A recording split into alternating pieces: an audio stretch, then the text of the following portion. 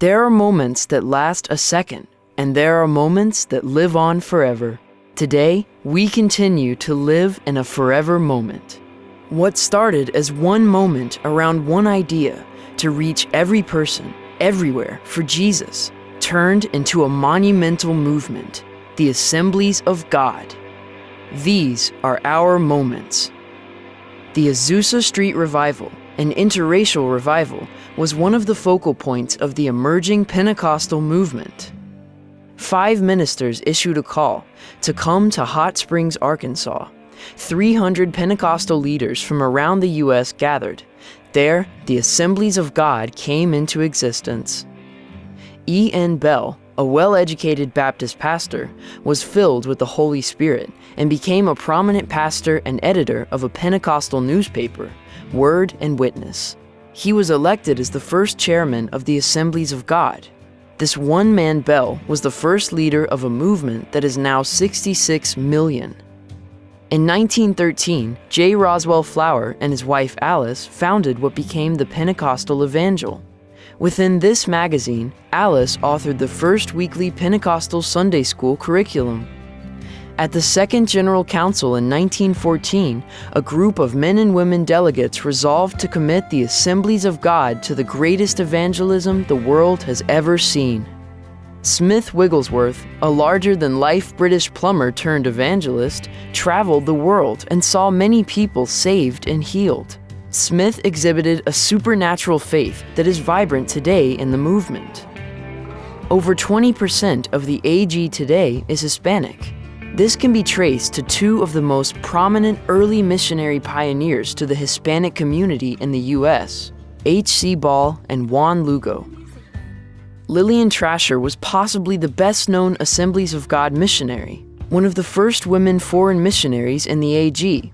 As a single woman, she went to Egypt as a missionary in 1910. One night, she was called out to a 16-year-old mother who was dying with no hope for her young baby girl. When another woman was going to throw the baby in a canal, Lillian ran with the baby back to the mission house. That was the moment that sparked the start of the largest Christian orphanage in Egypt. Robert and Mary Craig were pioneers in San Francisco, where they founded Glad Tidings Temple, a hub for Pentecostal revival, and started what became Bethany University. Ralph Riggs took Christian education to a new level and championed the development of liberal arts education in the Assemblies of God. This led the way for higher education for ministers. He was the catalyst for opening what is now Evangel University in 1955. Chi Alpha, started in 1953, now has ministries on over 300 non-AG college campuses, secular universities included. Mark and Huldah Buntain moved to Calcutta, India in 1954, where they ministered among the sick and homeless. They started a hospital and research center, which eventually became Mission of Mercy. In 1958, Teen Challenge was formed, a ministry to gang members and people with addictions. There are now over 1,000 Teen Challenge centers around the world. Charlie Lee was a nationally accomplished Navajo artist who became one of the best-known Native American Assemblies of God leaders. Millions of people in non-Pentecostal churches experienced salvation, healing, and baptism in the Holy Spirit from the late 1950s through the 1980s. Many involved in this charismatic renewal joined the AG during this time frame, and the fellowship doubled in size. Founded in 1994, Convoy of Hope has served more than 62 million people around the world through feeding initiatives, community outreaches, and disaster response.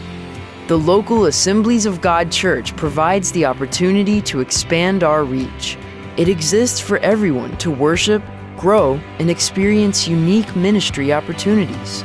Discipleship, Sunday school, small groups, men's, women's, youth, and children's ministries facilitate congregational evangelism within our movement.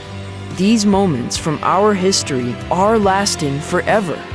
Just like God worked in these people and moments, He works through you and me. As we enter the next 100 years, God continues to write our history. Our story is far from over. He is still calling us to care, commit, and carry His gospel. We will break new ground, walk into uncharted territory, and push the envelope. This is our moment. We are the movement. We are the Assemblies of God.